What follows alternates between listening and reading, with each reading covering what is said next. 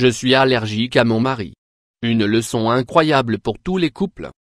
Yeux larmoyants, nez qui coule, gorge qui démange, éruption cutanée, etc.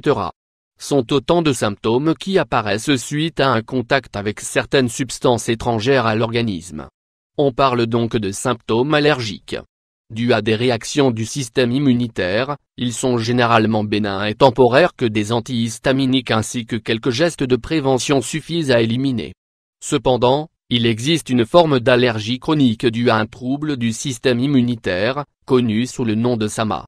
Apprenons un peu plus sur cette maladie, et découvrons le témoignage d'une jeune femme qui en souffre. Avant de parler directement de ce syndrome, définissons d'abord le mécanisme de déclenchement de l'allergie. Comment se déclenche une allergie?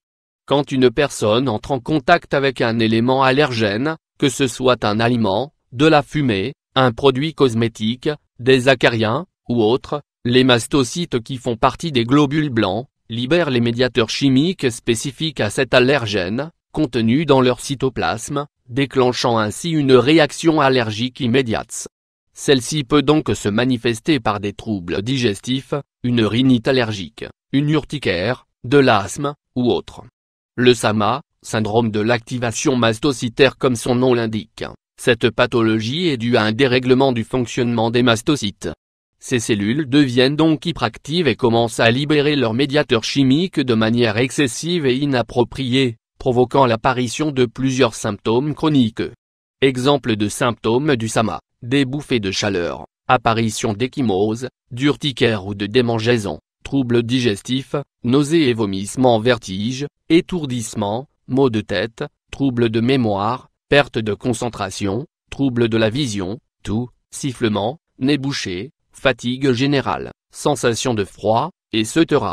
Quand plusieurs de ces symptômes sont déclenchés à la fois, les patients peuvent alors souffrir de choc anaphylactique. Ce dernier provoque à son tour une difficulté respiratoire, un affaiblissement ainsi qu'une accélération du rythme cardiaque et des évanouissements. Si le patient n'est pas pris en charge rapidement suite au choc anaphylactique, son pronostic vital risque d'être compromis. Cause et traitement du SMA. Même si les causes de cette pathologie auto-immune restent jusqu'à présent indéterminées, les scientifiques pensent qu'elle pourrait être héréditaire. Quant à son traitement, certains patients présentent une nette amélioration après la prise de stabilisateurs de mastocytes, d'antihistaminiques ou d'anti-inflammatoires non stéroïdiens. Considéré comme une pathologie assez nouvelle, les recherches pour lui trouver une cure sont toujours en cours. Dans ce qui suit, vous retrouverez le témoignage d'une jeune femme qui souffre de ce syndrome. Témoignage de Johanna Wattequin. Johanna Wattequin est une jeune femme âgée de 29 ans, atteinte du SMA.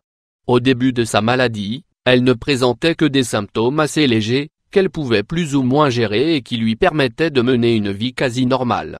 D'ailleurs, en 2013, Johanna a pu fêter son mariage avec Scott Wattequin et a partagé des moments de pur bonheur avec lui.